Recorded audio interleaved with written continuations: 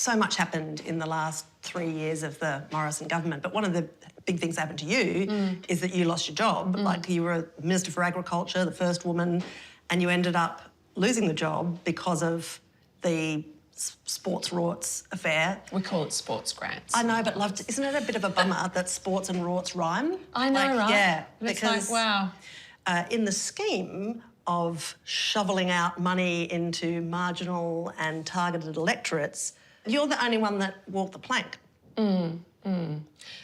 Like Alan Tudge didn't walk the plank about the car park, and there's, you know, another health one that's only just more recently. Yeah. So I guess I'm asking you, how come? So I look at, you know, the program that I ran. I'm very proud of the program. There were over 1,000 projects that were actually deemed eligible for funding. Right. That were in front of me to determine which ones I would fund. So spreading them geographically, making sure they were spread amongst sports, just on one sport or another. So that's the role for ministerial discretion to kind of... Well, ministerial discretion is actually to make decisions within your authority.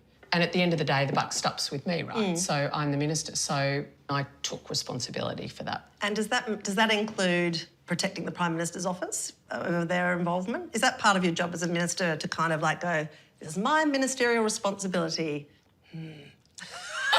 Is there a bit of that? No, well, I think you know, even if you have, you know, even if there's influence from other officers and feedback, no matter what happens, you've sworn an oath to the Governor-General. It is actually your individual responsibility.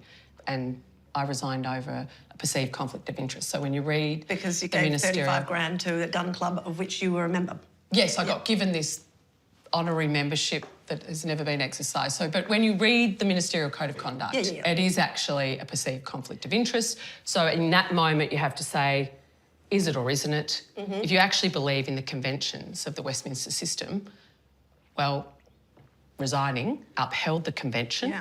I did breach the ministerial standards, and it also allowed me to maintain my personal integrity. But was that like, did I lose the best job of my life? I mean, for a National Party MP to be Australia's Agriculture Minister is the greatest honour. And, you know, I'd embarked on a reform agenda into the research and development area that, you know, I was really looking forward to delivering. So You're going to make yourself cry. No, well, I don't cry about this stuff anymore. Yeah. But yes. Did you cry at the time, though? Oh, well, it's hard not to. I mean, you lose the job that you've worked, you know, a decade and a half to actually achieve.